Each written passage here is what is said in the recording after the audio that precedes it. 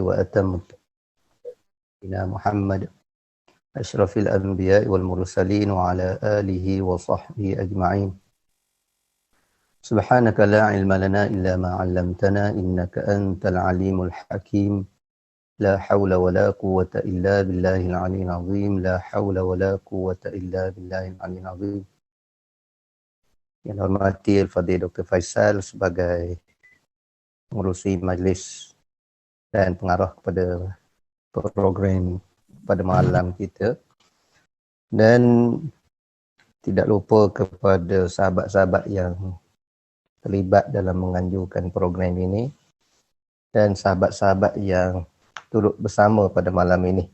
Pertama-tama alhamdulillah, kita bersyukur kepada Allah Subhanahu Wa Taala di atas pertemuan kita pada malam ini, yang tidak lain dan tidak bukan untuk kita mengenali tokoh di bidang hadis, yang tidak lain dan tidak bukan untuk merapatkan diri kita dengan hadis-hadis Rasulullah sallallahu alaihi wasallam. Sebagaimana yang tertera bicara kita pada malam ini berkaitan dengan Imam Al-Bukhari rahimahullahu taala dan manhaj ataupun metodologi Imam Bukhari secara sepintas lalu di dalam Sahih Bukhari. Dan sahabat-sahabat yang dirahmati dan dikasihi sekalian, Ana insya-Allah Ana ada sedikit buat slide berkaitan dengan perbincangan kita pada malam ini. Beberapa poin yang Ana sempat tulis dan insya-Allah kita boleh lihat. InsyaAllah kita pada malam ni kita melihat tentang manhaj Imam Bukhari di dalam kitab beliau Sahih Bukhari. Dan sebelum daripada kita pergi jauh, kita akan tengok sepintas lalu pengenalan ataupun biodata Imam Bukhari rahimahullahu ta'ala. Okey, boleh pindah pada slide seterusnya. Nama beliau Muhammad bin Ibrahim bin Ismail bin Ibrahim. Ini semua kita kenal. Muhammad bin Ismail bin Ibrahim, dan ramai tokoh-tokoh yang terkenal nama Muhammad. Imam Ghazali nama Muhammad, Imam Syafi'i nama Muhammad, termasuklah Imam Bukhari nama Muhammad bin Ibrahim bin Ismail bin Ibrahim. Dan saya ambil tiga ni kerana biasa Arab dalam bab nama ni dia tak kurang daripada tiga. Kita ambil yang paling ringkas lah. Kalau ikut silsilah Imam Bukhari panjang lagi. Gelaran beliau Abu Abdillah. Sebab itulah kita biasa lihat kalau dalam Sahih Bukhari, apabila Imam Bukhari menyebut komentar-komentar terhadap sesuatu perkara, dia sebut qala Abu Abdillah. Qala Abu Abdillah, qala Abdillah yang dimaksud ialah diri beliau sendiri, iaitu Imam Bukhari. Dan disebut dalam Tarajim Bukhari, beliau menghafal Al-Quran dan puluhan ribu hadis ketika berusia kurang 10 tahun. Ini salah satu daripada anugerah yang agak luar biasa lah. Kerana Allah Subhanahu Wa Taala dah janji nak jaga Al-Quran, dan nak jaga Al-Quran sudah pastilah keterangan kepada Al-Quran Allah Ta'ala jaga juga. Dan nak jaga keterangan daripada Al-Quran, daripada hadis, sudah pastilah Allah Ta'ala pilih ada di kalangan manusia yang diberi kurniaan-kurniaan yang agak luar biasa, seumpama Imam Bukhari ini.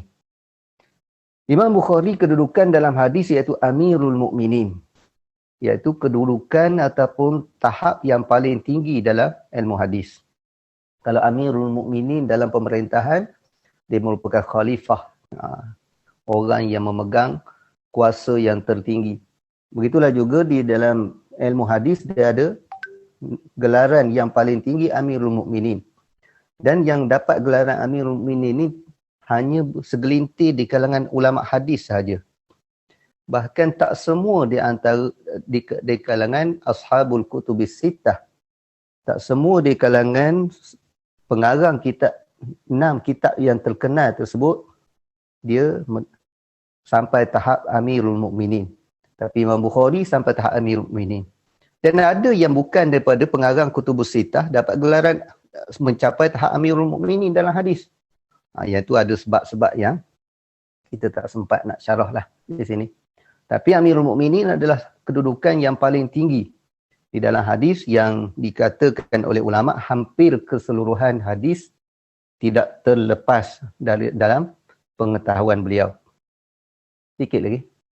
Dilahirkan di Bukhara pada tahun 194 Hijrah dan wafat pada tahun 256 Hijrah di Bukhara juga.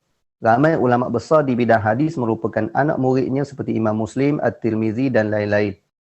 Kalaulah tidak ada anak murid yang lain, melainkan At-Tirmizi seorang, dah dikira cukup hebat dah.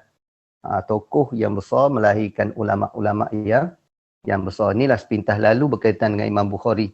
Dan banyak lagi manakib-manakib Imam Bukhari dari sudut kepintaran Imam Bukhari. Semua kita tahu. Ada satu kisah bagaimana ulama-ulama Baghdad menguji beliau. Ketika beliau sampai ke Baghdad, mereka menguji dengan setiap orang, dengan 10 orang ulama. Setiap seorang bawa 10 hadis yang ditukar sanad dia. Hadis A, sanad A masuk ke sanad B. Sanad B masuk ke sanad C. Tukar. Sengaja ditukar kerana nak menguji Imam Bukhari. Seorang pergi menghadap Imam Bukhari, tanya. Yang kedua tanya, yang ketiga tanya. Habis 10 orang, Imam Bukhari tak jawab. Hanya melainkan mengatakan aku tak tahu. Apabila selesai 10 orang tadi, mana 100 hadis dibentangkan di hadapan Imam Bukhari yang telah ditukar-tukar, lalu Imam Bukhari menjawab satu persatu.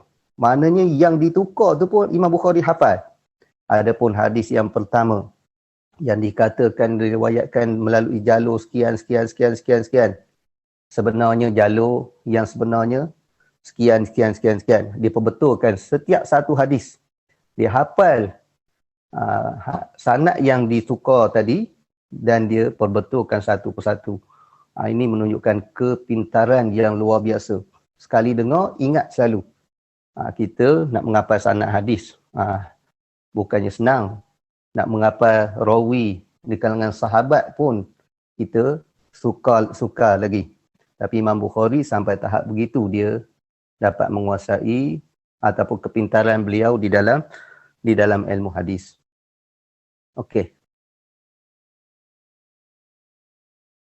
Imam Bukhari banyak mengarang kitab. Yang paling popular, yang paling terkenal Sahih Bukhari ataupun Al-Jami' As-Sahih. Selain daripada itu, ada lagi karangan-karangan yang lain yang tak kurang hebatnya. Antaranya Al-Adab Al-Mufrad. Kitab adab yang dikarang oleh Imam Bukhari. Kitab ini, kitab yang dikhususkan berkaitan dengan adab. Walaupun dalam Sahih Bukhari dah ada bab kitab adab, tetapi dikhususkan. Sebab itulah nama Al-Mufrad tu, makna diasingkan daripada Sahih Bukhari. Al-Mufrad mana yang bersahaja. Mana kalau Sahih Bukhari semua kitab ada. Tetapi Al-Adab Mufrad mana bab adab sahaja. Dihimpunkan dalam satu kitab. Bahkan dalam kitab Adab Mufrad, Imam Bukhari tidak hanya memasukkan hadis sahih, tetapi lebih kurang 1/4 daripada kitab Adab Al-Mufrad terdiri daripada hadis yang dhaif. Ini bab adab. At-Tarikh Kabir, Awsat, Saghir itu berkaitan dengan perawi hadis, Bir Al-Walidain, Tafsir Al-Kabir, Al-Ilal, Al-Kuna dan lain-lain. Banyak lagi Khalqu Af'alil Ibad. Itu di antara kitab-kitab karangan Imam Bukhari. Walau bagaimanapun, kitab yang paling popular iaitu Sahih Al-Bukhari. Next.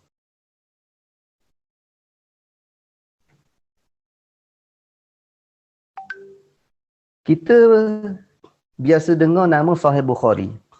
Tapi mungkin ramai di kalangan kita ataupun orang awam tidak mengenali nama sebenar Sahih Bukhari. Nama sebenar yang diletakkan oleh Imam Bukhari ialah Al-Jami' Al-Musnad As-Sahih Al-Mukhtasar min umuri Rasulillah sallallahu alaihi wasallam wa sunanihi wa ayyamih. Apa maksud dia Al-Jami'? Al-Jami' iaitu kitab yang menghimpunkan. Bila sebut Jami', ahli-ahli hadis menyatakan bahawa kitab Jami' menghimpunkan semua bab di dalam hadis. Bila sebut Jami', semua bab di dalam hadis. Bab apa?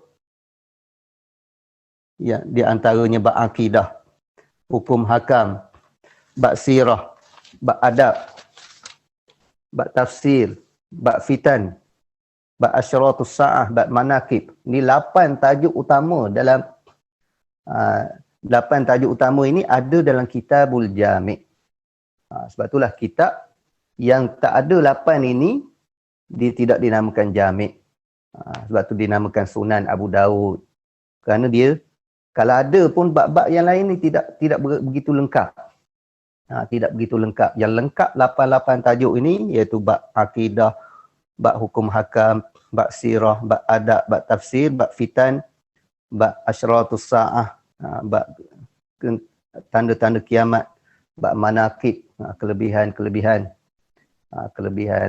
sahabat, kelebihan tabi'in, kelebihan individu, kelebihan tempat. Itu tajuk-tajuk yang utama. Bila sebut Al-Jami' mana kitab yang merangkumi semua bab. Al-Musnad iaitu yang bersambung sanadnya. Makna setiap hadis ada silsilah daripada Imam Bukhari, gurunya sehingga sampai kepada Rasulullah sallallahu alaihi wasallam. As-Sahih dihimpunkan kitab sahih, hadis sahih saja. Daripada sini sebahagian daripada pengkaji mengatakan bahawa Imam Bukhari berpendapat bahawa hanya hadis dhaif tidak boleh diamalkan kerana dia himpunkan kitab sahih saja. Tapi sebenarnya hak ni boleh dibincang, boleh dibahaskan lagi kerana dalam kitab Adab Mufrad banyak juga hadis yang dhaif. Cuma bila dia nak kumpul hadis sahih, dia dia nak kumpul kitab yang mengandungi hadis sahih, dia tak masuklah hadis-hadis yang bertaraf dhaif. Al-Mukhtasar min umuri Rasulillah, yang diringkaskan daripada urusan-urusan yang berkaitan dengan Rasulullah. Ringkas maknanya dia pilih. Sebab tu kita akan jumpa bahawa dia dipilih daripada 600,000 hadis. Bukannya semua hadis dimasukkan, dia ringkas-ringkas. Wa sunani, dan sunnah Nabi, wa ayyami, dan peristiwa-peristiwa yang dilalui oleh baginda sallallahu alaihi wasallam. Okey, kedudukan Sahih Bukhari. Sahih Bukhari merupakan kitab yang pertama yang menghimpunkan hadis sahih. Sebelum daripada itu ada dah Imam Ibn Mubarak mengarang, Imam Malik mengarang, tetapi dia, kalau Imam Malik tu dicampur dengan balaghat dan seumpamanya. Jadi yang menghimpunkan hadis sahih yang pertama Imam Bukhari. Ia hasil dari cadangan gurunya Imam Ishaq bin Rahuyah, ataupun biasa orang sebut Rahawai. Tapi sebahagian besar ahli hadis mereka lebih suka menyebut mengikut sebutan nama asal. Kalau ikut kaedah nahwu, dia akan tukar kepada selain Arab, Rahawai. Tetapi nama sebenar Rahuyah. Rahuyah. Sebahagian ahli hadis suka mengekalkan nama asal. Mana Imam Ishaq bin Rahuyah ketika dalam satu kelas pengajian, beliau mencadangkan, molek juga kalau ada di kalangan kamu himpunkan satu kitab yang mengandungi hadis-hadis sahih. Jadi dengan cadangan itu, walaupun tidak ditujukan secara khusus kepada Imam Bukhari, tetapi cadangan guru beliau disambut oleh Imam Bukhari. Dan bermimpi beliau bertemu dengan Rasulullah sallallahu alaihi wasallam. Dalam mimpi beliau, sebagaimana diriwayatkan dengan sanad yang sabit daripada Imam Bukhari, bahawa beliau bermimpi berdiri di hadapan Rasulullah sallallahu alaihi wasallam dan dia pegang satu kipas untuk menjaga Nabi daripada sesuatu yang boleh menyakiti baginda. Mana menjaga Nabi daripada lalat, daripada serangga, daripada apa dia. Itu yang dilakukan oleh Imam Bukhari. Lalu dia bertanya kepada ahli-ahli yang mahir di dalam ta'bir mimpi. Lalu pentadbir mimpi kata, kamulah yang akan mempertahankan hadis-hadis Rasulullah sallallahu alaihi wasallam daripada sebarang pembohongan. Itu di antara suatu dorongan daripada mimpi yang mendorong Imam Bukhari mengarang kitab. Sebab itulah mimpi disebut oleh Nabi sallallahu alaihi wasallam sebagai mubasyirat. Sebab itulah kadang-kadang orang duk bicara tentang mimpi ni, kadang-kadang ada orang yang keterlaluan sampai dia tolak semua jenis mimpi. Itu tak betul. Dan ada juga yang keterlaluan sampai mimpi dijadikan hujah. Itu pun keterlaluan juga. Sebenarnya mimpi tak jadi hujah. Dan mimpi pun tak boleh kita nak talak mentah-mentah. Kadang-kadang merupakan peringatan, tazkirah kepada kita. Mubasyirat. Macam Imam Bukhari. Mimpi jumpa Nabi jadi satu mubasyirat, satu dorongan yang menggalakkan Imam Bukhari untuk mengarang kitab. Para ulama bersetuju bahawa hadis dalamnya adalah sahih. Ini secara kesimpulannya. Ia merupakan kitab yang paling sahih selepas Al-Quran. Pandangan setengah ulama yang mendahulukan Sahih Muslim adalah kerana melihat di sudut susunan hadis bukannya kesahihannya. Ini masyhur. Ulama sebelah maghribi masyariqah mendahulukan Sahih Muslim. Sebagaimana yang disebut dalam satu syair, tasyajara qaumun fil Bukhari wa Muslimin ladayya wa qalu ayyu dhaini tuqaddamu faqultu laqad faqal Bukhari sihhatan kama faqa fi husni sina'ati Muslimu. Ada orang berbantah-bantah tentang Bukhari dan Muslim. Dia bantah dekat dengan aku dan mereka berkata yang mana yang perlu didahulukan, Bukhari ke Muslim, Bukhari ke Muslim. Lalu aku kata sesungguhnya Imam Bukhari mengatasi di sudut kesahihan. Syarat kedudukan di sudut sahihnya lebih tinggi Sahih Bukhari. Tetapi Imam Muslim lebih unik di sudut susunannya. Maknanya mengatasi Imam Bukhari di sudut susunan hadis. Sebab itulah kalau tanpa gadget ataupun tanpa komputer, tanpa handphone, peralatan moden yang ada pada kita sekarang ni, kita nak cari hadis daripada Sahih Muslim jauh lebih mudah berbanding dengan Sahih Bukhari. Kerana susunan Imam Muslim lebih mudah bagi orang awam. Itu sedikit berkaitan dengan kedudukan dia. Kemudian, bilangan hadis Sahih Bukhari. Bilangan hadis Sahih Bukhari ini, kita boleh katakan tidak ada angka yang muktamad 100%.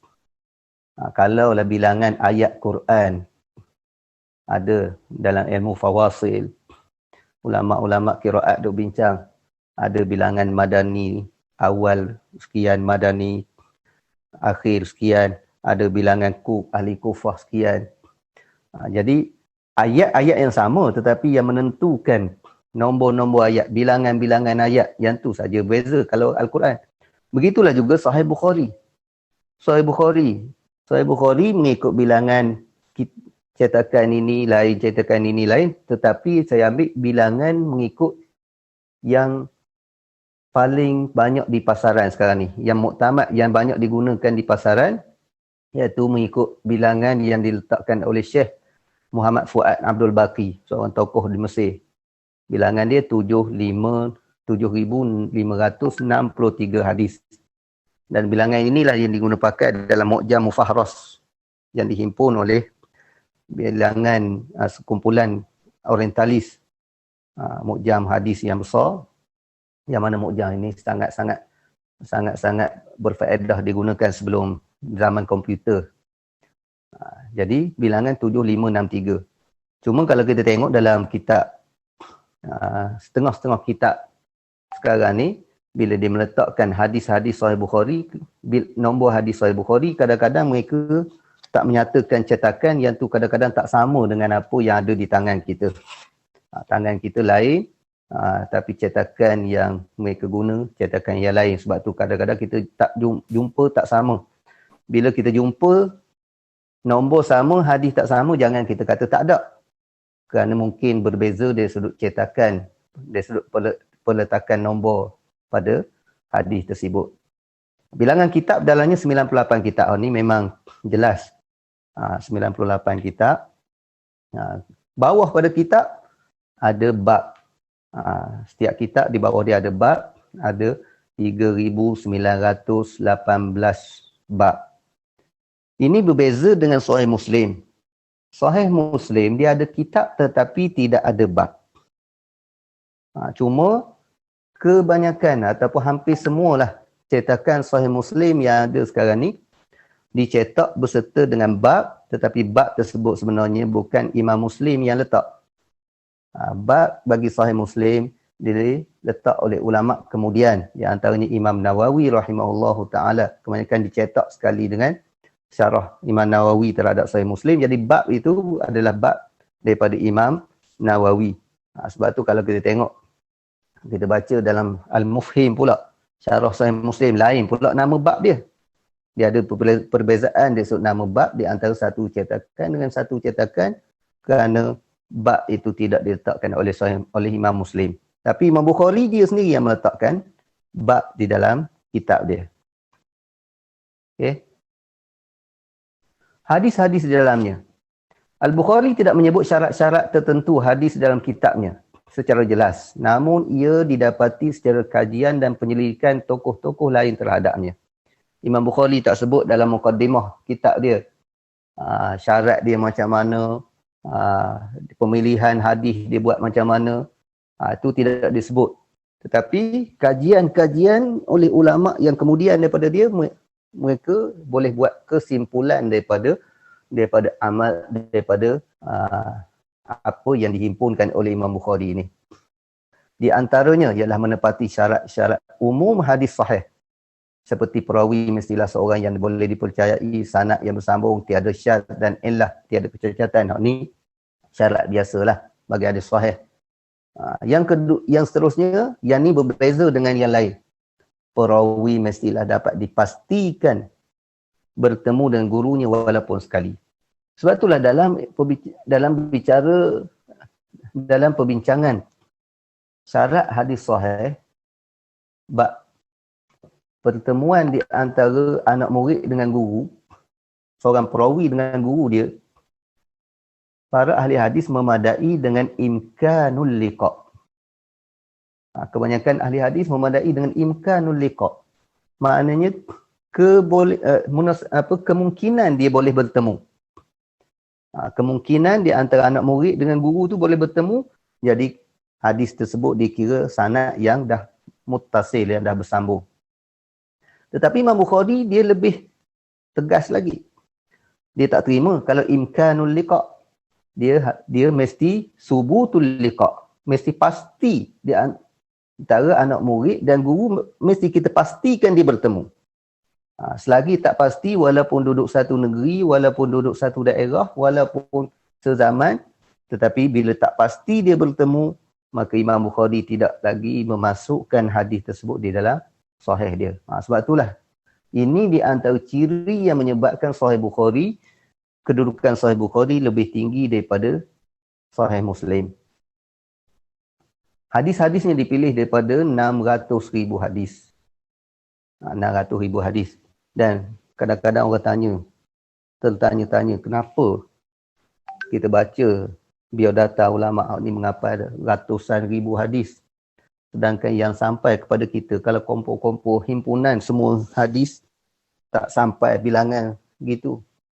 Lebih kurang puluhan ribu je. Tak sampai pun ratus-ratus ribu. Macam mana boleh ratus-ratus ribu? Ulama-ulama hadis mengira hadis yang sama, yang hampir sama lafaz dia, dalam bab yang sama, tetapi diriwayatkan oleh perawi di kalangan sahabat yang berbeza, dikira hadis yang berbeza.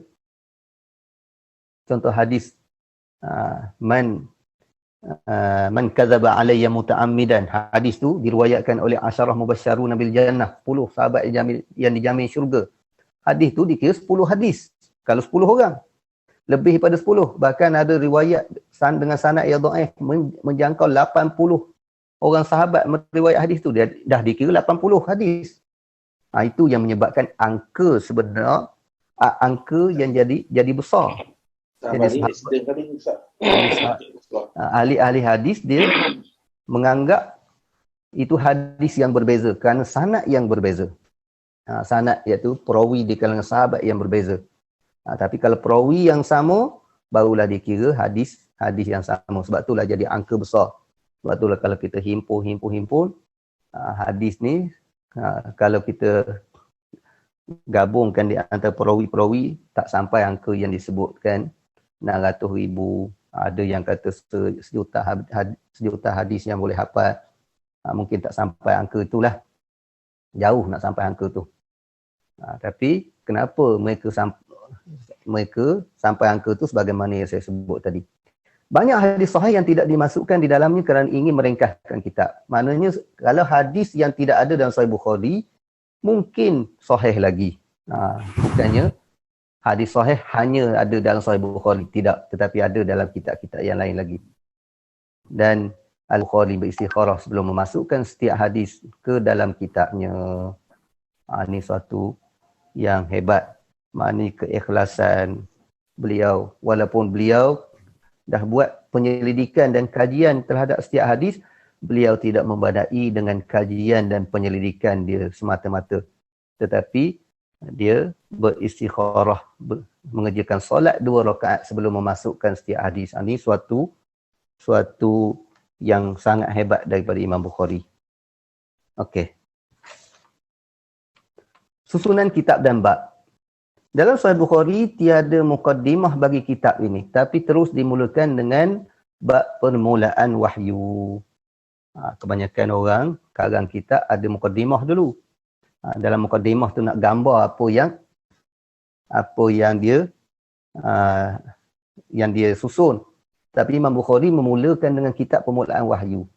Kerana nak gambarkan bahawa wahyu kalam Nabi juga merupakan wahyu kedua. In huwa illa wahyu yuha.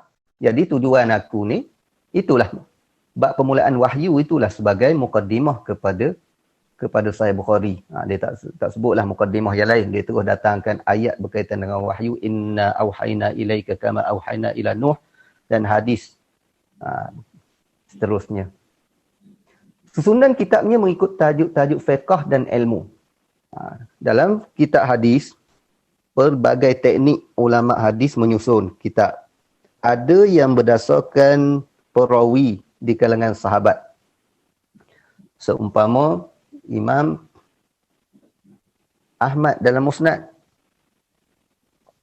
dihimpun berdasarkan kepada perawi. Hadis riwayat Abu Bakar, hadis riwayat Sayyidina Umar, dan begitulah seterusnya. Dimulakan dengan asyarah mubasyarun bil jannah. Ada kitab yang disusun berdasarkan kepada guru, daripada hadis yang diambil daripada guru dia. Sebagai contoh, Imam At-Tabarani di dalam kitab Mu'jam Awsat. Mu'jam Awsat, kita kalau tak ada komputer nak cari hadis dia memang payah. Tak ada fahras memang payah. Sebab apa? Sebab kita kena tahu siapa tok guru kepada Imam At-Tabarani. Iaitu mungkin payahlah kita nak hafal. Tapi itu di antara teknik susunan. Ada ulama yang menyusun berdasarkan huruf pertama di dalam hadis. Mula dengan huruf hamzah. Habis huruf hamzah roba. Begitulah seterusnya sampai hadis yang terakhir iaitu hadis yang bermula dengan huruf ya. Tapi Imam Bukhari mengikut tajuk-tajuk ilmu, tajuk-tajuk fiqh. Bermula daripada kitab permulaan wahyu, kitab iman, kitab ilmu, dan diakhiri dengan kitab berpegang dengan kitab dan sunnah dan kitab tauhid. Mula dengan wahyu, iman, berakhir dengan tauhid. Ini menunjukkan bahawa Imam Bukhari mengharapkan supaya kita dan beliau mati penyudah dia dengan iman. Bermula dengan iman, berakhir dengan tauhid. Maknanya kedua-dua itu tidak boleh dipisahkan sama sekali. Daripada mula sehingga akhir, kita bicara apa sekalipun, tidak boleh lari daripada akidah yang sebenar. Kemudian di akhir setiap kitab ada bara'atul khitam ataupun bara'atul ikhtitam. Iaitu keunikan penutup. Kita biasa dengar ulama-ulama biasa karang dalam kalangan mereka ada bara'atul istihlal. Permulaan yang unik yang melambangkan apa yang dia nak bincang. Saya ambil contoh Imam Ibnu Hisham di dalam Qatrun Nada. Dalam muqaddimah dia, Alhamdulillahi rafi'id darajat. Dia sebut rafi', maknanya rafa'. Dia dah kitab Nahu. Mana dalam mukadimah dia dah ada tunjuk dah. Seolah-olah dia isyarat kepada apa yang dia nak bincang. Limanin khafadha li jalali. Khafad. Kemudian wafatihal barakat fathah. Limanin tasaba li syukri ifdalih. Nasab. Itu bara'atul istihlal. Yang ni banyak dalam kitab-kitab. Cuma tak ramai di kalangan ulama yang ada bara'atul khitam. Penutup setiap bab yang cukup unik. Saya ambil contoh. Bara'atul khitam Imam Bukhari ni.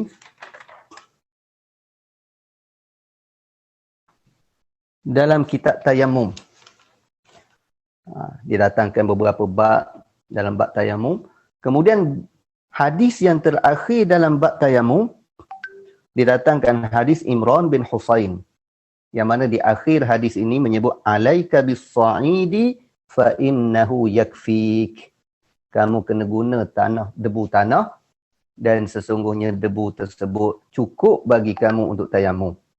Memadai untuk kamu. Dah cukup. Bila perkataan yakfik, dah cukup, maknanya habislah. Terhenti, habis dah bab tu, dah cukup. Perkataan yang menunjukkan habis ataupun yang hampir sama dengan dia, yang menunjukkan habis, selesai, mati, itu biasa digunakan oleh Imam Bukhari pada hadis yang terakhir di setiap kitab. Contoh satu lagi dalam bab iman, Kitabul Iman. Kitab yang kedua dalam Sahih Bukhari. Hadis yang terakhir dalam kitab iman, Imam Bukhari datangkan hadis khutbah Jarir bin Abdullah pada ketika kematian Al-Mughirah bin Syu'bah. Di antara apa yang disebut oleh Jarir, alaikum bittiqaillah, berpesan supaya bertakwa kepada Allah. Kemudian habis khutbah, summa astaghfar.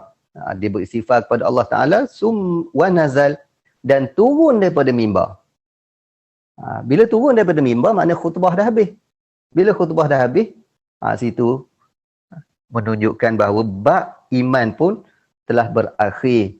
Ini di antara bara'atul khitam. Dan bara'atul khitam ini tidak disebut secara jelas oleh Imam Bukhari sebagaimana yang kita sebut tadi. Syarat-syarat dan cara penyusunan dia masih lagi pada peringkat awal banyak dikaji oleh ulama' dan dia masih ditemui lagi keunikan-keunikan Sahih Bukhari.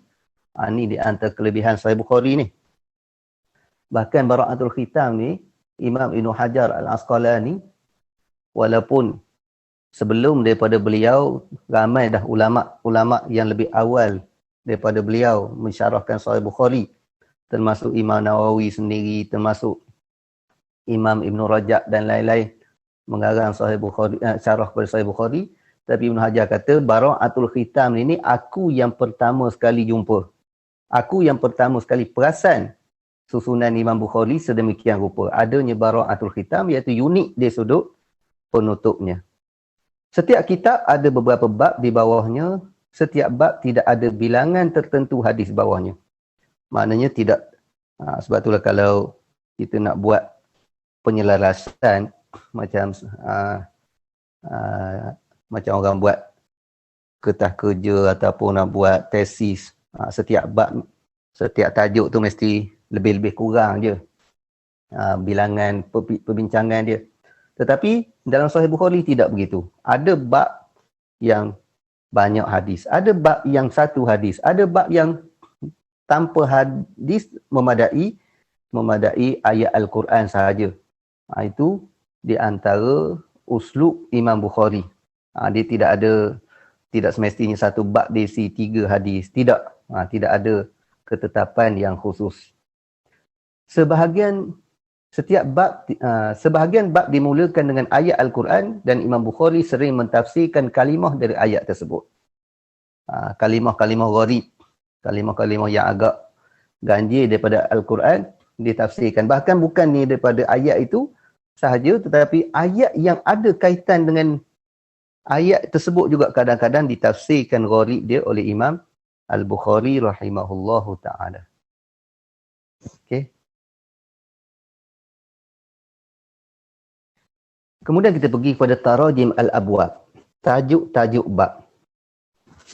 Tarajim al-abwab ini merupakan fiqh hadis atau istinbat Imam Bukhari.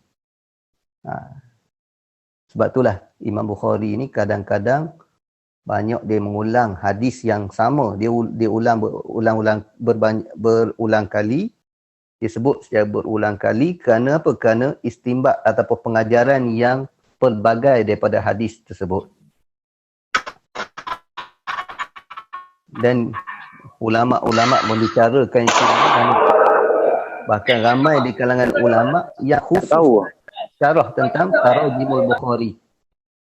Tarajim Al-Bukhari, munasabat Tarajim Al-Bukhari, Ibnu Jama'ah, iaitu Badruddin bin Jama'ah, di antara yang awal mengarang Al-Abwab wa Tarajim, Kandahlawi. Banyaklah ulama-ulama yang mengarang khusus tentang tajuk-tajuk yang diletakkan oleh Imam Bukhari. Dan tajuk-tajuk dalam Sahih Bukhari ni boleh dikategorikan kepada 3. Yang pertama, Tarajim Az-Zahirah. Tajuk yang jelas kaitannya dengan hadis. Saya bagi contoh. Imam Bukhari meletakkan tajuk Alamatul Iman Hubbul Ansar. Tanda kesempurnaan iman, kasih kepada golongan Ansar. Itu tajuk Imam Bukhari letak. Dan Imam Bukhari datangkan hadis Anas, Ayatul Imani Hubbul Ansar.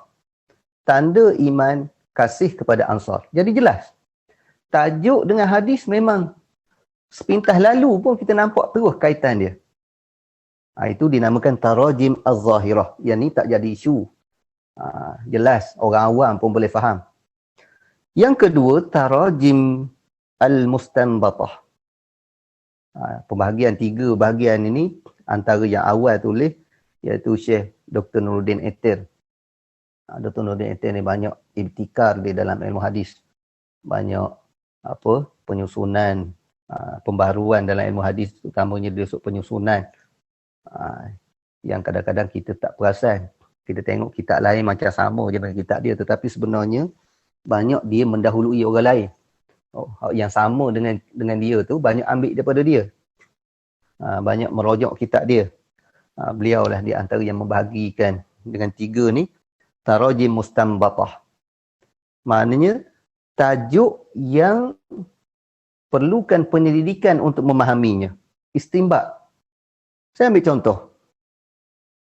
Contoh dia, Imam Bukhari datangkan satu tajuk, Ahlul Ilmi wal Fadli Ahaqqu bil Imamah. Orang yang ada kelebihan dan ilmu lebih layak jadi imam. Okey, tajuk dia. Orang yang paling layak, yang berilmu dan mempunyai kelebihan lebih layak jadi imam. Kemudian Imam Bukhari datangkan hadis tentang yang menceritakan tentang keadaan ketika Nabi sakit dan Nabi mengarahkan Abu Bakar untuk mengimamkan solat. Muru Abu Bakrin falyusalli bin nas. Suruhlah Abu Bakar supaya dia mengimamkan orang ramai. Jadi dalam hadis ni tidak ada sebut suruhlah orang yang berilmu. Suruhlah orang yang ahlul fadl. Tak sebut ahlul fadl. Tapi di situ Nabi sebut suruhlah Abu Bakar. Jadi tidak ada secara zahir bahawa daripada kalam Nabi supaya suruh orang yang berilmu. Tetapi diketahui secara umumnya mengetahui Abu Bakar adalah orang yang berilmu. Dan umum mengetahui Abu Bakar orang yang mempunyai kelebihan. Jadi di situ istimbat. Zahir hadis tak sebut. Tak sebut Abu Bakar ni, suruhlah Abu Bakar mengimamkan orang kerana dia berilmu. Tidak. Tidak sebut kerana. Tak sebut sebab. Tetapi dapat difahami kenapa Rasulullah SAW memilih Abu Bakar, kerana kelebihan yang ada pada Abu Bakar dan keilmuan yang ada pada Abu Bakar. Dan Abu Hurairah sendiri meriwayatkan dalam satu kenyataan beliau, kenyataan Abu Hurairah ini juga disebut oleh Imam Bukhari. Abu Hurairah mengatakan, Abu Bakrin a'lamuna. Abu Bakar yang paling alim di kalangan kami. Itu contoh tajuk yang zahir je nampak tak ada kaitan. Banyak masalah ni. Tajuk lain, hadis lain. Nampak macam ke Imam Bukhari silap. Sebenarnya Imam Bukhari tidak tersilap. Tetapi kita seringkali sukar untuk memahami apakah maksud Imam Bukhari. Sebab itulah ulama-ulama dalam mensyarahkan Sahih Bukhari, ini di antara kerumitan yang mereka hadapi. Mereka buat tafsiran-tafsiran terhadap hadis susunan Imam Bukhari tersebut. Kemudian ada bahagian yang ketiga, bab tanpa tajuk. Dia sebut babun, sebut bab saja. Kebiasaan kalau ada bab saja tanpa tajuk, maknanya hadis-hadis lepas pada tu masih ada kaitan lagi dengan bab yang sebelumnya. Tajuk diletakkan berdasarkan ijtihad yang dipegangnya. Jika beliau tiada tarjih, beliau hanya menyebutnya secara mubham atau dalam bentuk persoalan. Yang ni banyak. Imam Bukhari buat persoalan. Bila buat persoalan, tajuk dalam bentuk soalan, maknanya Imam Bukhari dia tidak tarjih pandangan yang mana satu yang dipilih. Kalau dia tarjih, dia sebut secara jelas. Dia sebut secara jelas. Kalau dia tak tarjih, dia sebut secara mubham. Perkara ni begini, begini, begini. Dia sebut begitu saja. Ini kita dapat lihat kadang-kadang Imam Bukhari menukilkan kalam-kalam fuqaha tabi'in yang menunjukkan kepada kita bagaimana Imam Bukhari walaupun sehebat beliau di dalam hadis yang bertaraf Amirul Mukminin, kepakaran beliau di bidang bahasa tak payah kita petikaikanlah. Setara Imam Bukhari, banyak benda yang dia tak berani nak tarjih. Tak berani nak tarjih. Ada benda yang dinukilkan, banyak fatwa-fatwa yang dinukilkan daripada fuqaha tabi'in. Ulama-ulama fiqh di kalangan tabi'in. Tapi kalau kita zaman sekarang ni, kita kata Sahih Bukhari dah ada, kita boleh ambil hukum terus daripada Sahih Bukhari. Kita kena jawab, Imam Bukhari sendiri banyak hadis yang dia tak berani nak mentajih dari sudut hukumnya. Tiba-tiba kita nak lebih pada Imam Bukhari lagi. Tu kita kena qadarkanlah diri kita siapa. Okey. Mu'allaqat al-Bukhari. Disebut Mu'allaqat Bukhari, dia dalam kitab-kitab hadis ni kita perlu kenal pasti apakah fokus pengarang terhadap kitab tersebut. Kalau dalam Sahih Bukhari, Imam Bukhari lebih memfokuskan kepada hadis yang musnad. Hadis yang bersambung sanad dia. Yang disebut sanad dia bermula daripada guru dia sehingga sampai kepada Rasulullah. Itu yang dikatakan Sahih Bukhari. Adapun kenyataan yang mu'allaq, yang tanpa sanad, yang tu tidak boleh kita katakan itu daripada Sahih Bukhari, riwayat daripada Bukhari, tak boleh.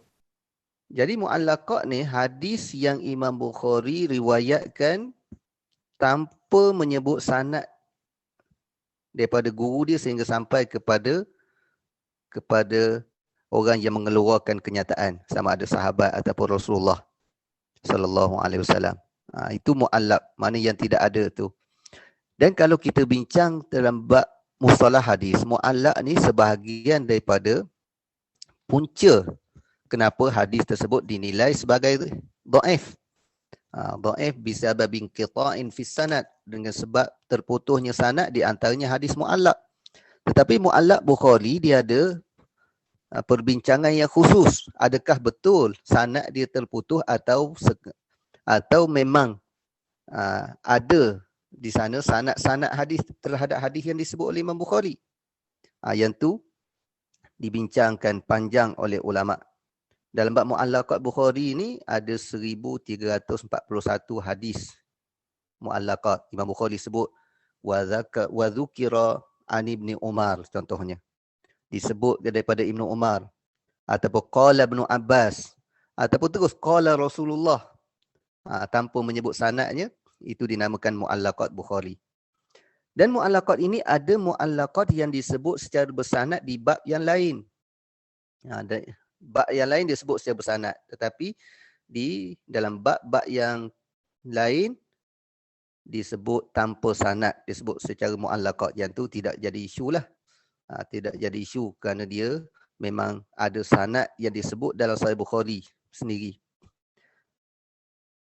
Dan ada yang tidak disebut melainkan secara mu'allaq, iaitu 159 hadis saja. Maknanya ada yang disebut oleh Imam Bukhari, memang dalam Sahih Bukhari tidak disebut secara bersanad. Yang tu tak banyak. Tujuan mu'allaqat ada banyak, di antaranya ialah untuk meringkaskan. Kalau tadi kita dah sebut dah ada sanad dah. Jadi di tempat yang lain tidak diulangkan sanad untuk meringkaskan. Atau hadis tidak mencapai syarat Al-Bukhari. Ada kala hadis tu sahih tetapi tak sampai syarat untuk dimasukkan dalam Sahih Bukhari. Jadi Imam Bukhari datangkan juga dalam bentuk mu'allaq dan lain-lain lagi. Ibn Hajar mengarang kitab Taghlib At-Ta'liq bagi membicarakan isu ni. Kitab yang besar yang ada dicetak dengan 4 jilid antaranya. Mengarang isu berkaitan dengan hadis mu'allaq dalam Sahih Bukhari. Mana dia cuba sambungkan sanad, cuba cari sanad hadis yang tidak disebut sanad di dalam Sahih Bukhari ni. Okey, hadis mu'allaq ni apa status dia? Sahih ataupun tidak? Status hadis mu'allaq di dalam Sahih Bukhari, ia dikira sahih jika diriwayatkan dengan sirah jazam dan disandarkan kepada Nabi SAW atau sahabat radhiyallahu anhu. Sirah jazam iaitu sirah yang pasti. Qala Rasulullah, Rasulullah bersabda. Qala Ibnu Abbas, berkata Ibnu Abbas. Wa dzakara Ibnu Umar, Ibnu Umar menyebut. Itu sirah jazam. Tetapi kalau sirah tamrid, wa dzukira wa qila, disebut, dikatakan, wa ruwiya, dan diriwayatkan. Kalau dalam bentuk tamrid, maka hadis mu'allaq yang diriwayatkan dalam bentuk tamrid ada yang sahih dan ada yang dhaif. Sebab itulah dalam Sahih Bukhari kalau hadis mu'allaq dia ada yang dhaif. Yang tu memang tidak boleh kita nafikan. Walaupun ada setengah ulama secara tidak terperinci mereka mengatakan bahawa semua yang ada dalam Sahih Bukhari, dalam kitab Sahih Bukhari itu sahih. Tapi kalau kita sebut semua hadis dalam Sahih Bukhari sahih, betul. Kerana hadis Sahih Bukhari yang dimaksudkan iaitu hadis yang bersanad. Tapi hadis mu'allaq dia bukannya tujuan utama Imam Bukhari. Jadi hadis mu'allaq ada yang dhaif di dalam Sahih Bukhari. Hadis mu'allaq yang tidak disebut secara bersanad di tempat yang lain tidak boleh disebut sebagai riwayat Al-Bukhari, tetapi disebut dengan riwayat Al-Bukhari di dalam mu'allaqatnya. Kerana ia bukan tujuan utama kitabnya. Nak riwayatkan hadis, kita kena cermat. Hadis yang bersanad, kita sebut rawahul Bukhari. Hadis mu'allaq, allaqahul Bukhari fi sahihih. Ataupun rawahul Bukhari fi mu'allaqatihi ala sahih. Kita guna perkataan mu'allaqat. Jangan kita semata-mata menyebut riwayat Bukhari sahaja. Jadi, kalau kita sebut riwayat Bukhari sahaja, itu tidak tepat.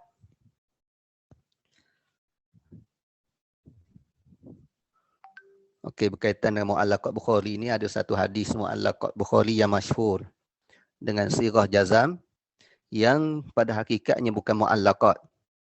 Imam Ibn Hazmin dia kata hadis ni hadis mu'allaqat yang dhaif.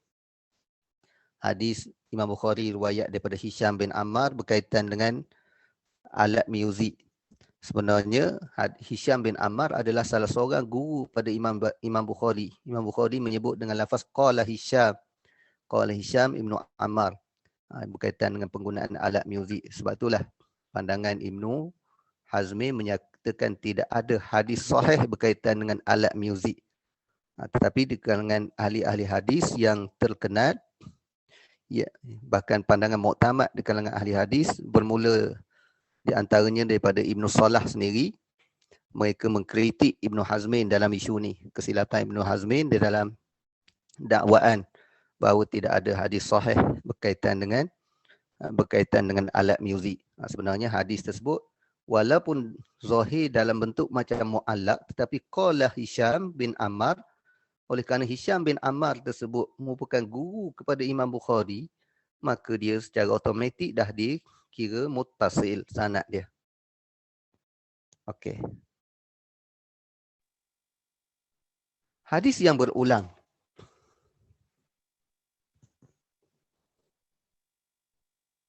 Okay, dalam Sahih Bukhari banyak hadis berulang kali.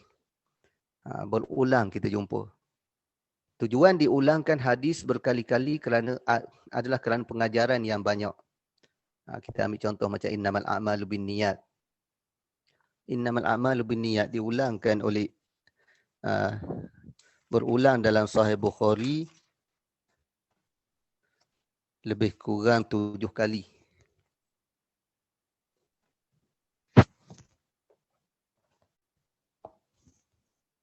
Tujuh kali diulang oleh Imam Bukhari. 7 kali. Yang pertama dalam bab permulaan wahyu. Permulaan wahyu. Yang kedua dalam bab iman. Bab amalan mesti dengan niat. Yang ketiga bab dalam bab al-itq. Bab al-khata' wan nisyan. Tersalah. Tersalah makna tersalah tidak ada niat dalam memerdekakan hamba. Yang keempat dalam bab hijrah Nabi. Hijrah Nabi jelaslah faman kana hijratuhu. Kemudian dalam bab nikah, orang yang berhijrah untuk berkahwin. Kemudian dalam bab al-aiman wan nuzur, bab niat dalam sumpah. Yang terakhir bab al-hiyal, bab helah, meninggalkan helah. Wa anna likulli imri'in ma nawa, sesuatu berdasarkan apa yang diniatkan. Maknanya dengan tajuk yang berbeza diulangkan hadis yang sama oleh Imam Bukhari. Kebiasaannya hadis yang berulang adalah dengan sanad yang berbeza atau lafaz yang berbeza. Ini memberi faedah yang banyak. Saya ambil contoh yang sama tadi. Kita dah tahu hadis innamal a'mal berulang banyak kali. Lafaz hadis innamal a'malu binniyat. Al-a'malu binniyah. Al-a'malu binniyat. Al-'amalu binniyah. Innamal a'malu binniyah. Ya ayyuhan nas innamal a'malu binniyat. Tengok kepelbagaian lafaz dalam hadis tersebut. Itu lafaz yang berbeza. Yang sudah pasti dah ahli-ahli lughah dia bicara tentang lafaz-lafaz hadis ni. Setiap satu dia memberi faedah yang mungkin tidak ada pada lafaz yang lain. Di sudut sanad pula, 7 kali disebut hadis ini. Yang pertama melalui jalur guru beliau Al-Humaidi. Guru Imam Bukhari. Sanad Humaidi. Yang kedua, guru beliau Abdullah bin Maslamah. Yang ketiga, Muhammad bin Kathir. Yang keempat, Musaddad. Yang kelima, Yahya bin Qaza'ah. Yang keenam, Qutaibah bin Sa'id. Dan yang terakhir, Abu Nu'man. Maknanya kepelbagaian sanad, kepelbagaian guru yang diambil oleh Imam Bukhari terhadap satu hadis. Sudah pasti ada faedah-faedah dari sudut sanad dan faedah dari sudut matan. Hanya 23 hadis sahaja yang diulang dengan sanad dan matan yang sama. Sebiji sama. Sanad pun sama, matan pun sama, 23 saja. Mana sedikit saja. Cuma tajuk yang berbeza. Di antara faedah diulang hadis dengan lafaz matan berbeza, ialah ia saling melengkapi di sudut makna di antara satu sama lain. Contoh hadis yang berulang ialah hadis niat. Ia berulang sebanyak 7 kali dalam bab yang berbeza dengan lafaz dan sanad yang berbeza. Yang saya sebut tadi. Di antara faedah di sudut sanad ialah ia boleh meningkatkan taraf dari gharib kepada aziz dan lain-lain. Kita tahu hadis kalau yang diriwayatkan dengan satu jalur, dia dinamakan aziz, dinamakan gharib. Kemudian boleh kalau ada jalur yang lain yang jadi mutabik kepada dia, dia boleh naik aziz, boleh naik masyhur, daripada satu tahap kepada tahap yang lebih tinggi. Walaupun gharib juga mungkin dia dah memadai. Gharib juga dah memadai untuk menjadikannya hadis sahih. Okey. Seterusnya, meringkaskan sanad. Meringkaskan sanad, Imam Bukhari biasa menukar sanad tahwil dengan menggunakan simbol huruf ha bagi meringkaskan sanadnya. Juga beliau menggunakan huruf ataf waw, yang bererti dan, bagi nama guru-gurunya secara sekaligus. Contohnya Ahmad bin Yunus wa Musa bin Ismail. Dan Musa, dia sebut wa, menggunakan wa untuk meringkaskan. Dia tak perlu sebut sanad, ambil satu nama guru dia, kemudian ambil sampai habis sanad, kemudian ambil guru yang kedua sampai habis sanad dalam satu bab. Dia tak buat begitu. Dalam satu bab dia ringkaskan dengan dalam bentuk ataf ataupun tahwil sanad ha. Tahwil sanad dalam Sahih Bukhari sebenarnya tak banyak sangat berbanding dengan Sahih Muslim. Sahih Muslim, hampir ke semua hadis-hadis dia didatangkan oleh Imam Bukhari dalam bentuk datangkan oleh Imam Muslim dalam bentuk tahwil. Datangkan satu sanad tahwil, tukar sanad lain, tukar sanad lain, tukar sanad lain, barulah didatangkan hadis lafaz daripada Rasulullah sallallahu alaihi wasallam. Okey. Kemudian sulasiat Bukhari. Sulasiat ialah hadis yang diriwayatkan dengan hanya 3 perantaraan di antara Bukhari dan Rasulullah sallallahu alaihi wasallam.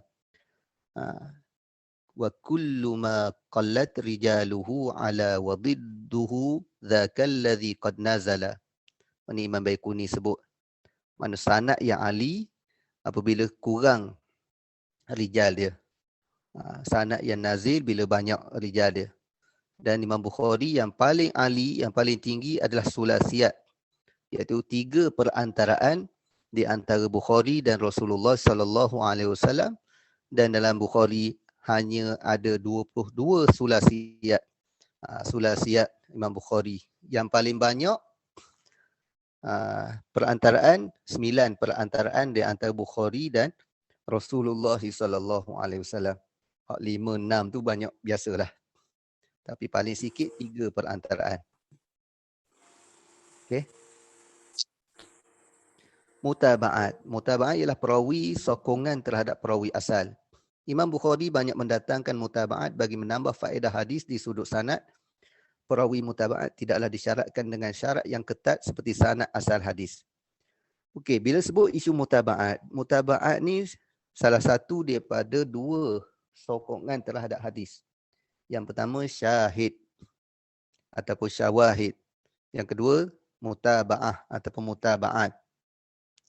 Mutaba'at ni kalau hadis sahih, hadis dhaif dengan diriwayatkan oleh perawi dhaif tetapi ada mutaba'at daripada perawi yang lain, yang mungkin dhaif dia lebih kurang sedikit, dia boleh naik taraf. Maknanya salah satu daripada cara untuk menaik taraf hadis yang dhaif dengan cara adanya mutaba'at. Tetapi mutaba'at dalam Sahih Bukhari bukan nak naik taraf daripada dhaif kepada sahih, tetapi sebagai sokongan tambahan untuk menaik taraf daripada sahih, nak membuktikan bahawa perawi tersebut tidak keseorangan dalam meriwayatkan hadis yang sama. Maknanya ada lagi perawi yang lain meriwayatkan hadis tersebut selain daripada nama yang disebut di sanad yang pertama tadi. Itu. Cuma perawi mutaba'at tidak disyaratkan dengan syarat yang ketat seperti sanad asal hadis. Ini sebab itulah kadang-kadang rijal Imam Bukhari, siapakah yang dikatakan rijal Imam Bukhari, perawi-perawi Bukhari yang digelar sebagai siqah, dia ni adalah rijalus sahih, rijal Imam Bukhari. Rijal Imam Bukhari iaitu yang ada dalam sanad yang asal. Bukannya sanad yang mutaba'at. Mutaba'at sokongan yang selepas daripada hadis tu, yang tu kalau ada rijal yang tidak ada nama dia dalam sanad-sanad yang asal, dia kedudukan dia mungkin lebih rendah daripada sanad yang asal. Mana tidak disyaratkan sebagaimana syarat pada sanad yang asal. Okey. Itu mutaba'at. Kemudian meringkaskan dan memotong hadis. Ada berapa tajuk lagi kita?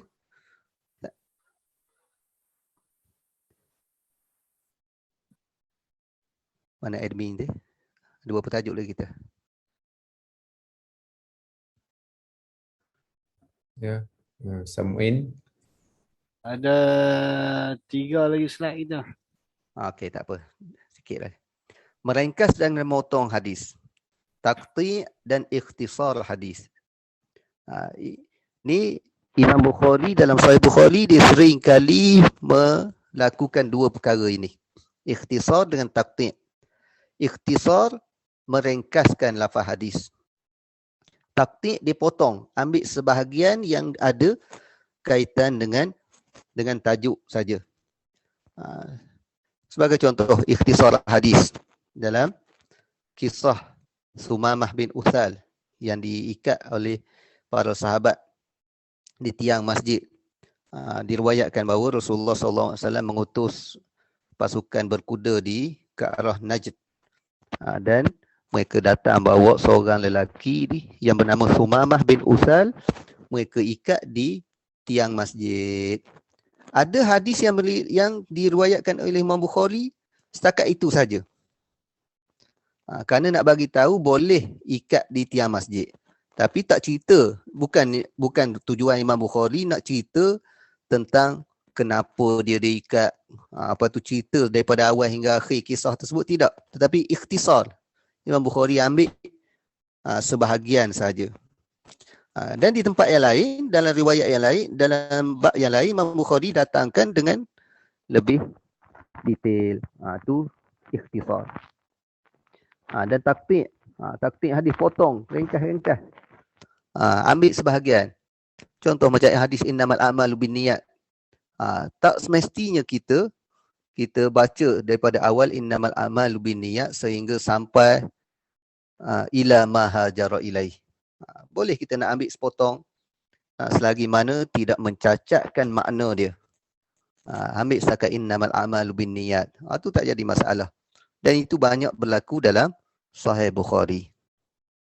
Ia dibenarkan bagi mereka yang benar-benar alim, iaitu yang tidak mengubah makna. Jangan potong separuh sehingga mengubah makna. Ambil sebelum perkataan illa ke, iaitu tak boleh lah. Di antara tujuannya ialah memfokus terus kepada tajuk hadis. Iaitu banyak kita jumpa Imam Bukhari buat taqti' wa dzakara dan disebut wa dzakaral hadis, sebut hadis, maknanya dia ambil sebahagian, sepotong saja daripada hadis tersebut. Jadi ini tak jadi masalah. Okey. Istilah ba'dun nas, qala ba'dun nas. Berkata sebahagian orang. Dalam Sahih Bukhari ada beberapa kali Imam Bukhari menyebut qala ba'dun nas. Biasanya qala ba'dun nas ini satu kenyataan yang dirak oleh Imam Bukhari. Berkata sebahagian orang. Jadi perkataan yang biasanya ditolak oleh Imam Bukhari.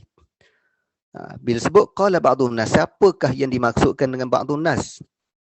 Ada yang mendakwa bahawa yang dimaksudkan oleh Al-Bukhari ialah Imam Abu Hanifah ataupun mazhab Hanafi. Namun kadang-kadang termasuk juga imam-imam yang lain. Maknanya tak semestinya Imam Abu Hanifah sahaja.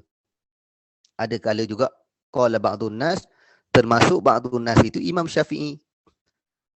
Termasuk ba'dun nas imam-imam yang lain. Tetapi ghalibnya, kebiasaannya yang dimaksudkan oleh Imam Bukhari ba'dun nas iaitu ahli Kufah, iaitu termasuk Imam Abu Hanifah. Ada ulama karang khusus berkaitan ba'dun nas ni. Antaranya Imam Abdul Ghani Al-Ghunaimi Al-Maidani memperincikan masalah ni dalam kitabnya Kashfu Al-Iltibas amma awradahu Imam Al-Bukhari ala ba'dhin nas. Dia karang satu kitab. Dia detailkan betul. Setiap perkataan, setiap hadis yang Imam Bukhari sebut ba'dun nas, qala ba'dun nas, dinyatakan siapakah yang berpendapat sebagaimana yang disebut oleh Imam Bukhari. Jadi natijahnya Imam Abdul Ghani Ghunaimi dapati bahawa tidak semestinya ba'dun nas itu adalah Imam Abu Hanifah radhiyallahu taala anhu. Okey. Ini tajuk-tajuk yang terakhir, kritikan terhadap Sahih Bukhari. Oleh kerana Sahih Bukhari ini adalah kitab karangan manusia, jadi kalangan manusia sudah pastilah ada orang-orang cuba buat penyelidikan dan kajian. Ini tidaklah jadi masalah sebenarnya. Bahkan yang buat penyelidikan dan kajian terhadap Sahih Bukhari bukannya sebarangan orang, di antaranya Imam Ad-Daraqutni rahimahullahu taala. Ibnu Hajar menyebut di dalam Hudas Sari, dalam mukaddimah kepada Sahih Bukhari, Imam Ibnu Hajar dia ada karang satu kitab sebagai mukaddimah kepada Fathul Bari.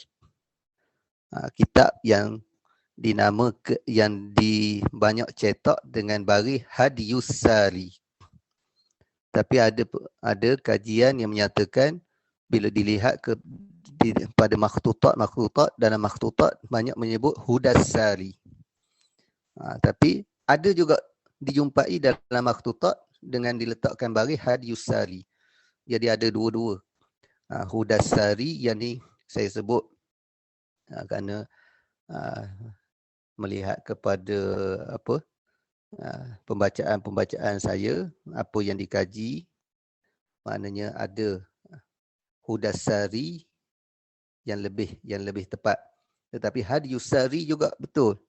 Dari sudut makna memang kita tak nafikan kedua-duanya tak salah dari sudut makna, tetapi nama kitab ni kita lebih cermat kalau kita dapat pastikan apa yang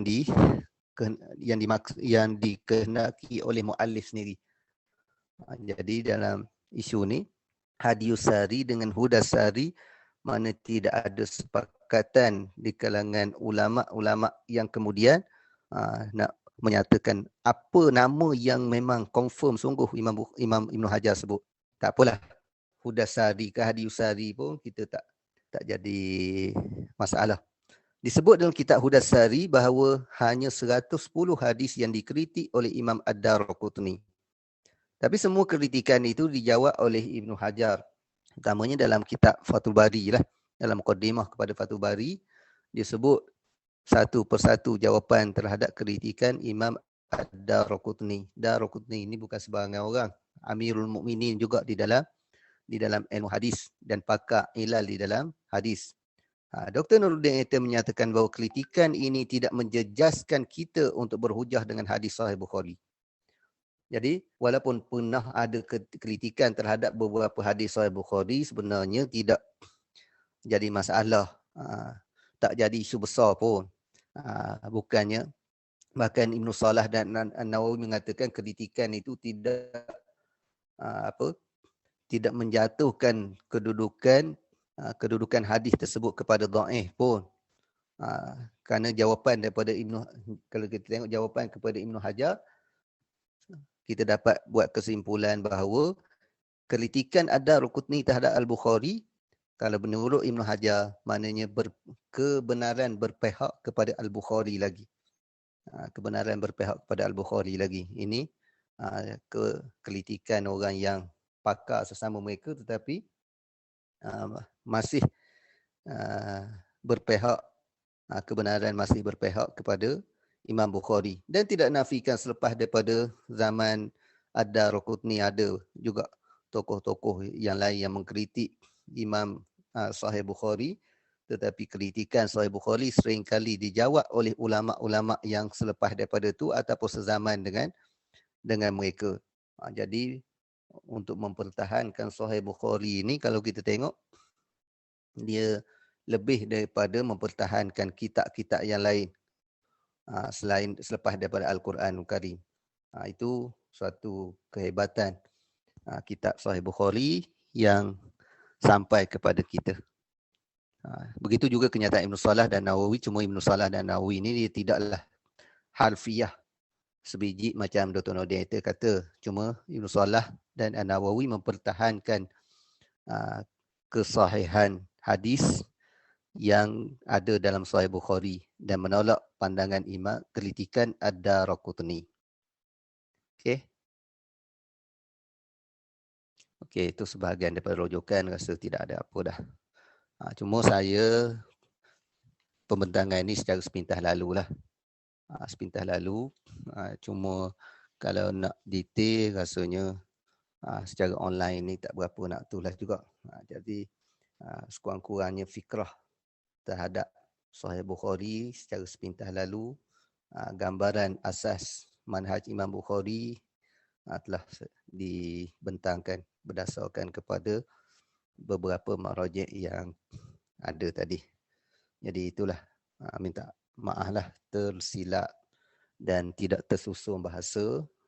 Itu kelemahan daripada saya sendiri. Jadi wallahu alam. Assalamualaikum warahmatullahi wabarakatuh. Waalaikumsalam warahmatullahi wabarakatuh.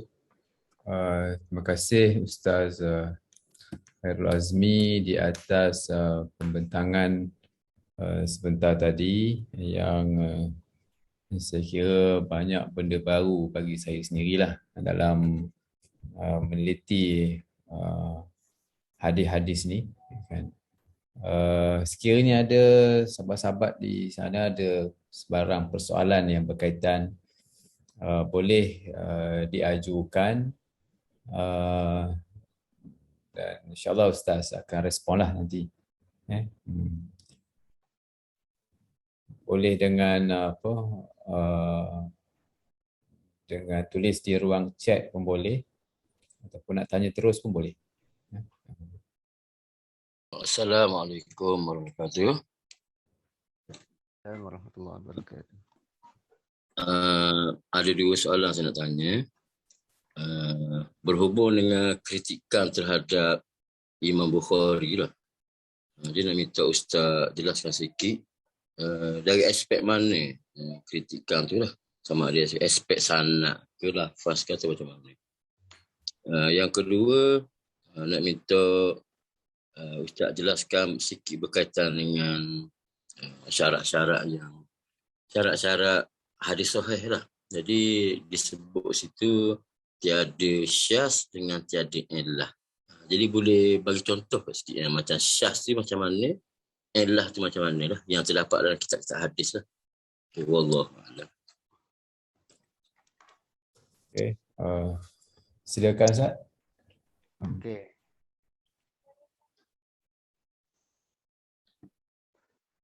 Berkaitan dengan soalan tadi, berkaitan kritikan terhadap Imam Bukhari. Kalau kita tengok apa yang dikritik oleh Imam Daraqutni dan dijawab oleh Imam Ibn Hajar Al-Asqalani rahimahullah ta'ala, kritikan dia berkaitan dengan perawi. Dia banyak menumpukan kepada perawi itu sendiri. Jadi rijal ataupun perawi Imam Bukhari ada yang dipertikaikan oleh Imam Daraqutni, banyak di sudut itulah. Kemudian syarat hadis sahih, syaz dan illah. Apakah yang dimaksudkan dengan syaz dan apakah yang dimaksudkan dengan illah? Syaz iaitu riwayat walaupun perawi yang sahih, yang dah bersambung sanad dia, tetapi dia menyalahi perawi-perawi yang lain yang lebih thiqah. Yang lebih thiqah lagi. Contohnya kalau ada riwayat yang menyatakan bahawa, banyak riwayat yang meriwayatkan bahawa rajulun tasaddaqa bi sadaqatin fa akhfaha hatta la ta'lama shimaluhu ma tunfiqu yaminuh. Riwayat banyak meriwayatkan bahawa seorang yang berinfak dengan tangan kanan seolah-olah tangan kiri tak tahu. Ada riwayat kata riwayat yang menyebut yang infak tangan kiri, tangan kanan tak tahu. Bercanggah dengan riwayat yang lebih kuat, yang lebih thiqah. Itu dinamakan syaz. Dan yang kedua illah. Illah ni kecacatan yang ada pada hadis. Kecacatan yang ada pada hadis ni dia merupakan satu isu yang rumit untuk diketahui. Maksud anda bukan rumit bagi orang-orang yang biasa ataupun bagi orang yang tidak ada kepakaran di dalam ilmu hadis. Sebab itulah di kalangan ahli hadis, tak semua ahli hadis yang membicarakan tentang isu ilal, isu kecacatan. Kerana kecacatan ini kadang-kadang hadis tu zahirnya nampak betul. Bila buat kajian secara sepintas lalu, perawi dia sikah dan bertemu di antara satu sama lain. Tetapi ahli-ahli yang mahir di dalam hadis, dia dapat trace ada kesilapan-kesilapan di dalam hadis tersebut. Macam mana mereka dapat trace? Kerana kajian mereka yang terlalu banyak terhadap hadis. Malakah dia sendiri, kemampuan dia sendiri. Saya ambil contoh macam pemain kereta lah. Ada yang pemain kereta dia ada pemain kereta yang boleh baiki kereta dan dia boleh cerita. Dia boleh cerita, yang ni masalah ni dia kena tukar, ni masalah ni kena tukar ni. Ada benda yang pemain kereta dia boleh baiki. Dia sentuh sana, sentuh sini, tapi dia tak boleh nak cerita. Tak boleh nak cerita. Dia semata-mata malakah, semata-mata pengalaman dia. Kalau begini, dia cuba begini, dia dapat membaiki, memulihkan kereta tersebut. Begitulah ahli hadis yang pakar, walaupun nampak zahir macam betul hadis tersebut, dari sudut kajian secara sepintas lalu, tetapi pakar-pakar kadang-kadang mereka menemui juga kecacatan yang ada pada hadis. Kemudian satu lagi berkaitan dengan soalan yang ada dalam chat tu, adakah Imam Bukhari bermazhab Syafi'i? Pada kajian di kalangan ahli-ahli hadis, mereka menyatakan Imam Bukhari bertaraf mujtahid mustaqil. Dia ada ijtihad dia tersendiri. Walaupun ijtihad dia kadang-kadang bertepatan dengan mazhab kita, mazhab Syafi'i. Tak nafikan banyak fatwa-fatwa Imam Syafi'i yang bertepatan dengan mazhab kita.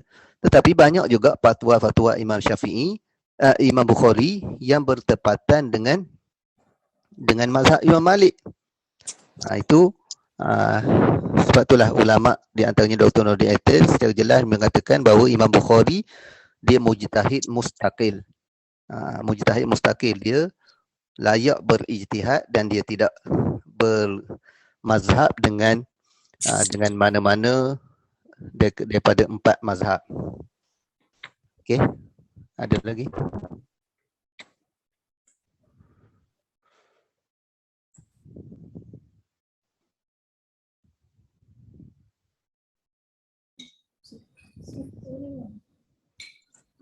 Okey, soalan dalam ruang chat ada Ustaz. Okey. Sulasiyat Bukhari. Sulasiyat Bukhari. Okey. Berhubung Sulasiyat Bukhari, boleh Ustaz bagi contoh? Maksudnya jarak antara zaman Bukhari dengan Rasulullah tu sempat 3 peringkat sanad. Tabi'in dan sahabat. Okey, kita tengok pada biodata Imam Bukhari sikit. Nak tahu. Skrin tu cuba buka sikit. Biodata Imam Bukhari. Okey. Biodata Imam Bukhari wafat pada tahun 256 Hijrah. 256 Hijrah. Maknanya kalau 3 sanad, 3 sulasiyat tu maknanya di kalangan muammarin lah. Sahabat, tabi'in dan tabi'in. Memang betul lah apa yang disebut tu. Dan kalau yang lebih daripada 3 tu, dia tidak semestinya setiap perawi tu meriwayatkan daripada generasi sebelum daripada dia. Tak. Mungkin setiap satu generasi tu meriwayat sesama mereka pun banyak. Bahkan Imam Syafi'i sendiri mendapati ada riwayat tabi'in daripada tabi'in sampai 6 orang. Tabi'in, 6 orang tabi'in baru sahabat. Yang tu yang jadi jalur dia lebih panjang. Tapi Imam Bukhari yang 3 tadi, tabi'in dan sahabat. Okey. Tarajim al-Abwal karangan Syekh Abdul Haq Al-Hashimi. Ada berapa jilid sebab saya jumpa dalam PDF satu saja. Yang tu saya tak pastilah dalam cetakan berapa, 1 jilid je. Okey, ada lagi soalan? Rakaman ulangan boleh dapat tak? Tu tanya penganjur lah. Okey, ada soalan-soalan lagi silakan. Kalau ada nak tanya direct boleh, nak tulis pun boleh. Jarang-jarang kita dapat bersama dengan Ustaz Khairul Azmi.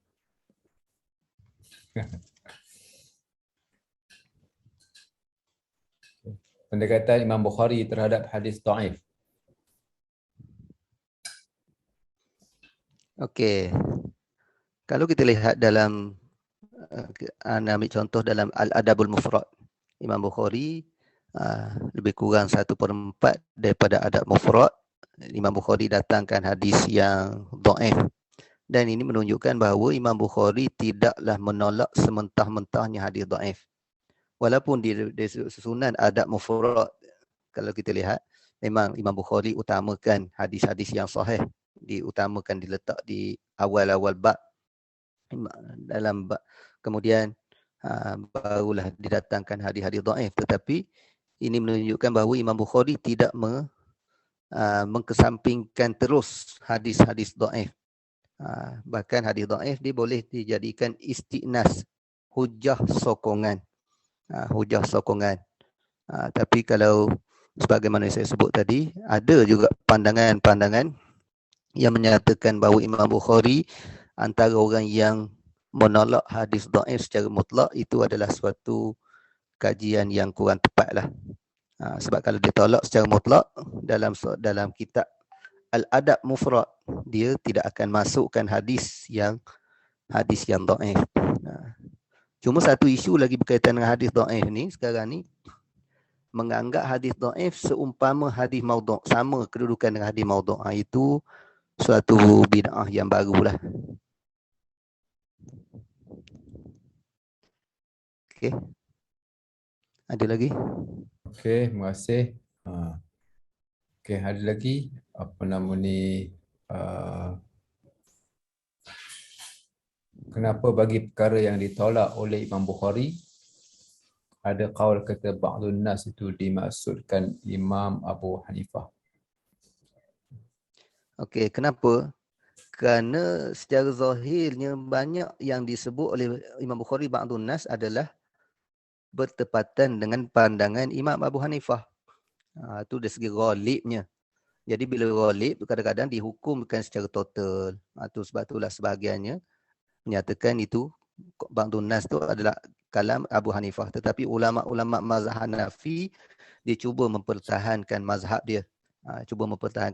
Tokoh-tokoh mazhab Hanafi macam Al-Ghunaimi tadi, Abdul Ghani Al-Ghunaimi, dia menjawab dan dia buat penyelidikan bahawa apa yang disebut ba'dun nas itu tidak hanya Imam Abu Hanifah sahaja. Bahkan ada kalanya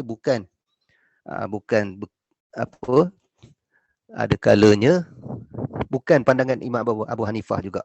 Ada setengah-setengah isu. Mohon kongsikan penjelasan tentang syubhat di sebalik dakwaan ilmu hadis hanya bertaraf zanni. Okey. Dalam ilmu hadis ada yang qat'i dan ada yang zanni. Yang qat'i dia sebut dia hanyalah hadis mutawatir. Hadis mutawatir bilangan dia terlalu sedikit. Dan kebanyakan hadis-hadis status dia adalah zanni. Dan dari sudut hukum memang kita beramal dengan zanni. Kita tidak Tidak boleh nak beramal dengan qat'i saja. Kalau beramal dengan qat'i saja, mungkin kita nak solat 5 waktu pun kita tak tahu nak baca apa. Tak tahu nak baca apa. Itu memerlukan kepada zanni. Dan kajian-kajian terhadap hadis memang kebanyakannya memang banyak di sudut zanni. Itu memang kita tak nafikan. Tapi zanni boleh kita terima. Yang jadi isunya, kita menolak zanni, tetapi kita menolak zanni kajian hadis yang berbentuk zanni, tetapi kita tolak dengan perkara yang waham. Kita buat andaian saja. Kalau zanni, memang kita tak nafikan. Ambil contoh macam Imam Bukhari. Imam Bukhari menyatakan hadis sahih. Oleh kerana dia zanni, Daraqutni buat kajian lagi. Daraqutni kritik. Yang tu tak jadi masalah. Tapi ada hujah. Ada hujah. Kalau katakan hadis ini, setengah ulama mengkategorikan ataupun menghukum hadis tersebut sebagai dhaif. Setengah ulama menghukumkan sebagai maudhu'. Yang tu maknanya memang tidak qat'i. Ada hadis dhaif, ada hadis maudhu'. Hadis yang sama dinilai dengan penilaian yang berbeza, memang kita tidak nafikan. Tapi ada juga garis panduan. Kalau berbeza pandangan siapa yang perlu kita utamakan. Cuma yang jadi isu, bila orang dakwa hadis tersebut hadis palsu. Bagi contoh, si Fulan berceramah mengeluarkan hadis palsu.